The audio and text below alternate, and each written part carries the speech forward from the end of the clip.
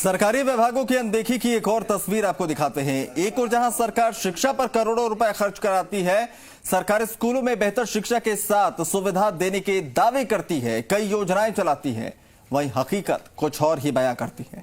राजधानी जयपुर से 70 किलोमीटर दूर काजीपुरा में एक स्कूल ऐसा है जो आज भी विकास से महरूम है। करीब 70 साल पुरानी बिल्डिंग जर्जर हालत में है। छात्रों के बैठने के लिए बेंच तक नहीं है। क्लासरूम कम होने से छात्रों को बाहर टीन शेड में बिठाया जाता है। रिपोर्ट।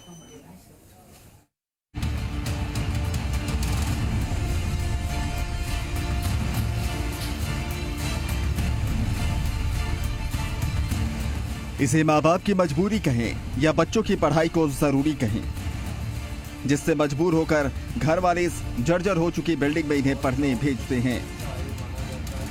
दीवारों से सीमेंट, चूना, रंग सबका साथ छूट गया है। स्कूल खंडहर में तब्दील मालूम पड़ता है, लेकिन सरकारी सीनियर सेकेंडरी स्कूल है, इसलिए बिना छुट्टी चलाने की मजबूरी भी है। 9 कमरों वाले स्कूल में 390 बच्चे बैठते हैं। कुछ कमरे पूरी तरह से जर्जर हैं, साथ ही बच्चों की संख्या ज्यादा है, इसलिए उन्हें खुले या टीन शेड में बिठाया जाता है। ये तस्वीर है कोटपुतली के सांभर लेक की, जहां काजीपुरा के सरकारी सीनियर सेकेंडरी स्कूल की बदहाली पर कहने को तो बहुत कुछ है, करने को कुछ भी नहीं। सरकारी विभाग की उदासीनता के चलते 1954 में बनी ये बिल्डिंग पूरी तरह से जर्जर हो चुकी है। कोरोना काल के चलते 50% बच्चों को ही स्कूल बुलाया जा रहा है, बावजूद उसके बैठने की जगह भी कम पड़ रही है। हाथ तो ये कि क्लास में बच्चों के बैठने के लिए मेज तक नहीं है, उन्हें जमीन पर बैठकर पढ़ाई करनी पड़ती है।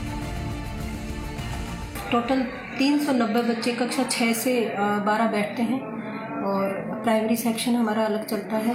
तो इसमें हमारे पास क्लासरूम्स कम भी हैं और 1954 से बनी हुई इमारत है, तो अब वो बहुत ही पुरानी और जर्जर हो गई है। बच्चों के बैठने के लिए स्थान कम है, केवल 650-700 स्क्वायर फीट में स्कूल चल रहा है। इस सरकारी स्कूल में बिल्डिंग की बदहाली के अलावा मूलभूत सुविधाओं की कमी के चलते लगातार एडमिशन में भी कमी आई है, जबकि स्कूल का पिछले 4 साल का सीनियर सेकेंडरी बोर्ड का रिजल्ट 100% रहा है। सरकारी स्कूल है, पुरानी बनी हुई है, उसमें जगह का अभाव है। दूसरी बात ये है कि उसी की सेकंड विंग चिड़िया फार्म स्कूल जो प्राइमरी स्कूल चल रही है, वहाँ 5 बीघा का खेल मैदान भी है। जगह बिल्कुल कम है और कंजेस्टेड है, तो यहाँ न तो नामांकन बढ़वा सकते हैं बच्चों का हम, और नहीं यहाँ अलग ऊपर बिल्डिंग बना सकते हैं, क्योंकि पुरानी बनी हुई है, वो जंजर अवस्था में है, तो ऊपर उसमें बना नहीं सकते हैं। सुविधाओं की कमी के चलते यहाँ पढ़ाई करने वाले छात्र भी मायूस नजर आते हैं। हमारे स्कूल में यहाँ पे एक उचित खेल का मैदान नहीं है। खेल का मैदान तो दूर की बात है, बल्कि हमारे यहाँ पे एक प्रार्थना सभा के लिए भी एक उचित मैदान नहीं है। और मैं तो क्लास 12th में पढ़ती हूँ, मैं तो अब चली जाऊँगी और कॉलेज में जाऊँगी, लेकिन जो मेरे छोटे भाई बहन हैं वो भी तो इस सुविधा से वंचित रह पा रहे हैं। हमारे यहाँ पे बिल्डिंग काफ़ी पुरानी है और क्लासरूम भी काफ़ी छोटे हैं, जिसमें पढ़ाते समय टीचर को भी प्रॉब्लम होती है और साथ ही हमें पढ़ते समय भी प्रॉब्लम होती है।